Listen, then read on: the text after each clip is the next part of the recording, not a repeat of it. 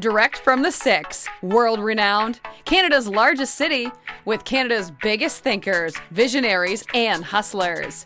This is Startup Talk, featuring the founders, funders, innovators, and community leaders who've led Canada's startup ecosystem right here in Toronto. You'll hear the challenges, the failures, the successes. Toronto's Startup Podcast gives you the full story direct from the entrepreneurs and influencers who've made a difference. Now, the host of Startup Talk, the founder of TorontoStarts, the Startup Coach. The topic of scaling is huge for our audience. What do you recommend for founders trying to expand their revenue operations from local to international markets? Yeah, I've seen this work and I've seen it haven't work as well too. I think it really depends where you are going local. So, I think I think that the easiest way to do that is through a local partner, right? And that's someone who may be selling kind of adjacent, software adjacent to yours as well too. But I think the challenge there is what's in it for them, right? What's in it for that local partner? Is it actually a chance to be kind of, that first partner for, an up and coming product or service? And that's great. If you're just a generic software and there's already tons of competition and there's no real differentiation, there's probably not going to be a whole lot there.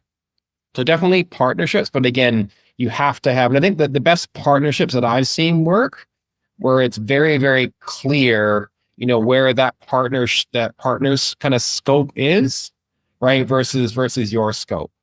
And I think some of the best ones that I've been a part of are where like that partner could still provide a similar product or service to you, right?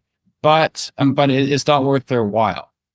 Right. So again, and then that's very, very clear. And you have that open conversation. There might be examples where they need to use their product or service, right? Instead of recommending it. And that's just fine, right? Because again, maybe that's not your niche. So I think you need to make it very, very clear, what is in it for that partner and where you fit and where you don't fit and have that open conversation.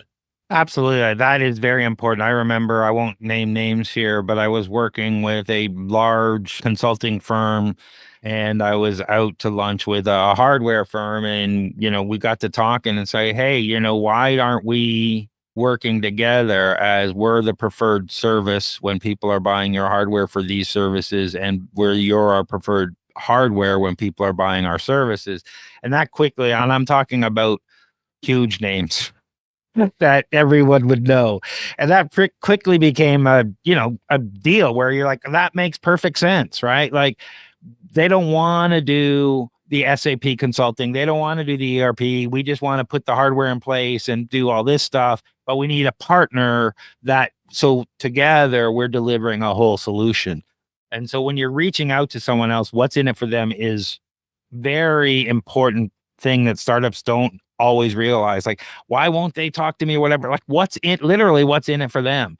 Are you going to give them more revenue because they get half of whatever they sell? Are you going to give them more implementation clients because people are buying from this? Are you going to give them extend the functionality? Like, how does your thing help this company group or whatever, so they'll want to go out and recommend, resell, partner with you?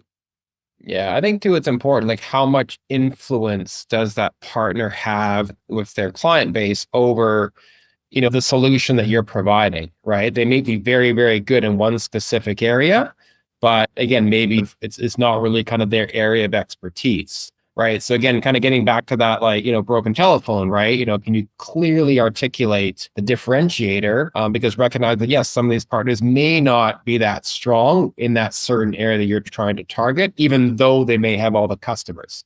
Doesn't mean it doesn't work, but I think it really, really helps if you're crystal clear so that they can clearly communicate that to their client base. Any last words? And then where can people go to find out more, follow you and all you do? I think we've covered a lot, Craig. And yeah, people can find me on LinkedIn. I certainly live there a lot these days. So please feel free to reach out. Happy to chat sales, enablement, go-to-market, scaling. I'm very interested in the space. And those links will be in the podcast show notes or on YouTube a little later today. So when you're watching that, if you want to find Graeme, just check the podcast show notes and you'll be able to find that link. Thank you very much for taking the time today. It was really insightful. Thanks, Craig. This has been Startup Talk, Toronto's startup podcast. For more exclusive content, the episode vault, and to be part of TorontoStarts community, visit TorontoStarts.com. Get your name on the newsletter mailing list and check out our upcoming events. For more episodes, subscribe now. And please recognize the time and work behind the scenes put into connecting you with the biggest visionaries, entrepreneurs, and innovators in Toronto by leaving a 5-star review. Join us for more next episode from Toronto's most active entrepreneur and startup community on Startup Talk.